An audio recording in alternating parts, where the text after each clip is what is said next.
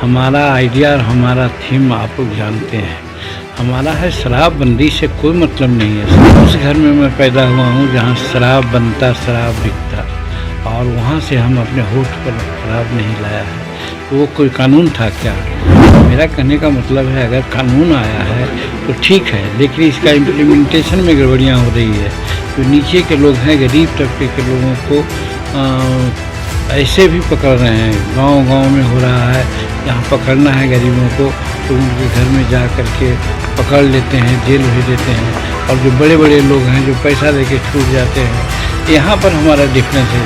परिवर्तन में समीक्षा की बात हम कहा करते हैं, समीक्षा हो। जैसे आज गुजरात मॉडल है ना, गुजरात में भी तो है शराबबंदी, तो वहाँ इस प्रकार की बातें तो नहीं हो पा रही है।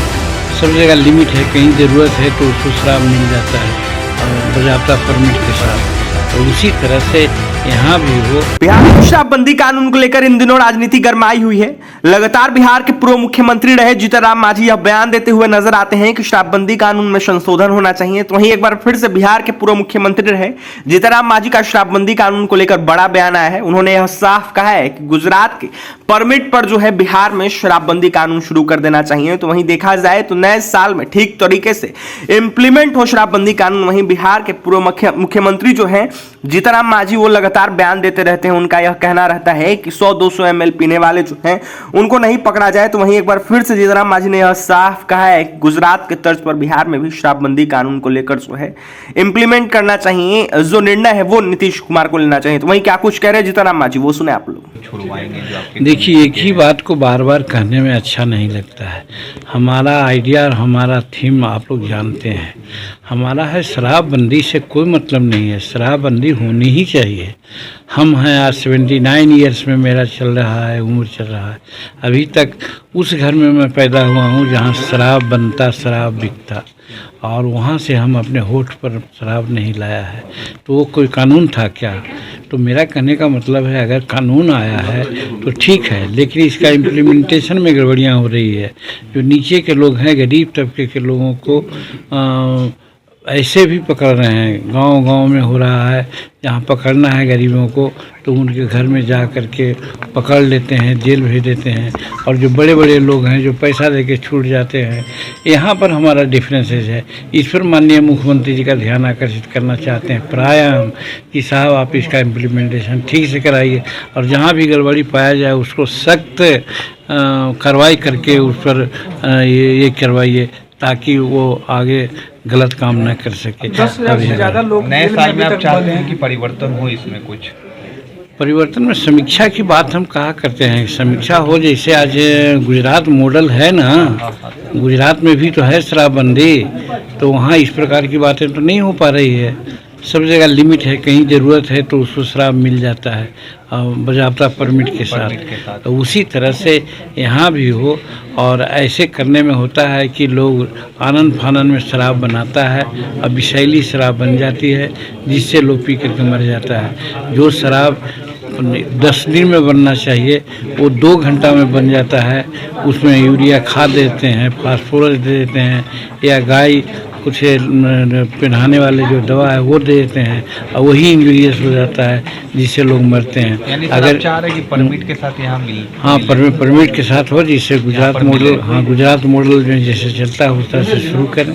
मानी जी, एक सवाल ये है कि 75 से 80% जो गरीब तबके के लोग हैं वो अभी जेल में बंद हैं, और अभी जो जहरीली शराब का कांड हुआ है उसमें भी गरीब तबके के लोग ही ज़्यादातर मरे हैं। तो इस पर क्या लगता है कि मुख्यमंत्री को कुछ नया शराबबंदी को लेकर कुछ नया? और इसी से जुड़ा एक और सवाल है मानी जी, आपने गया में कहा था कि ऐसे लोग जो बंद है इसको लेकर के उन्हें आप छुड़वाने में मदद करेंगे। और माननीय मुख्यमंत्री जी से भी अनुरोध कर रहे हैं कि जो इनोसेंट थे, इनको गलत फंसाया गया है, एग्जाम इन कर करके, या जिनको जेल में फंसे हुए हैं उनको जमानत लेने वाला कोई नहीं है, पैरवी करने वाला कोई नहीं है। वैसे लोगों को पैरवी कर करके छुड़वाना चाहिए जो गरीब तबके के लोग हैं, जिनका कोई शराब से बहुत मतलब नहीं है। अगर पिए भी हैं तो 100 मिलीलीटर या 200 मिलीलीटर पी करके शराब में पकड़ाए गए हैं। और यहाँ हज़ारों मिलीलीटर लोग पीता है और लाखों मिलीलीटर का व्यापार करता है, उसको पकड़ना चाहिए, उसको भेजना चाहिए। वैसे लोग इस्केप हो रहे हैं, इसलिए माननीय मुख्यमंत्री जी से हमने कहा है कि उन लोगों पर विशेष ध्यान दिया जाए। और हम धन्यवाद दे रहे हैं मुख्यमंत्री जी को, अब ध्यान उनका गया है उसी ओर, और वैसे ही लोगों को पकड़ाधरी की बात हो रही है। तो हमको पूर्ण विश्वास है कि जो जेल में फंसे हुए हैं गरीब लोग, इनोसेंट लोग, उनको छुड़ाने का वो प्रयास करेंगे। और वैसे मस्केटियर्स के जो बड़े बड़े ये हैं, हाजी मस्तान हैं, उनको पकड़ने का काम करेंगे। बिहार सरकार के कोऑर्डिनेशन को लेकर आप सवाल खड़ा कर रहे हैं, कहीं केशव यादव सवाल खड़ा नहीं है, सवाल खड़ा नहीं है। 7 पार्टी हम लोग हैं, तो कोई भी काम हो तो आपस में मेल मिलाप से बातचीत विचारों उपरांत होना चाहिए। इसीलिए कोऑर्डिनेशन कमेटी बननी चाहिए, ये मैं मांग करता हूँ। और सर सवाल ये नहीं आखिरी है। चीज़ सर, गठबंधन में जो विस्तार है उसको लेकर भी क्या आप लोगों की डिमांड है कि नए साल में मंत्रिमंडल का विस्तार हो? अब ये माननीय मुख्यमंत्री का प्रोग्रेटिव है, वो क्या करेंगे उन पर है, इसके बारे में हम कुछ नहीं कहेंगे। केशव यादव के पास 7 विभाग है, तुम आप चाहते हैं कि विभाग का विभाजन हो जाए? और ये मुख्यमंत्री जी चाहेंगे, ठीक है मुख्यमंत्री सर। का ये प्रश्न है, वो अपना चाहेंगे। हम उनके काम में बाधा नहीं डालना चाहते हैं।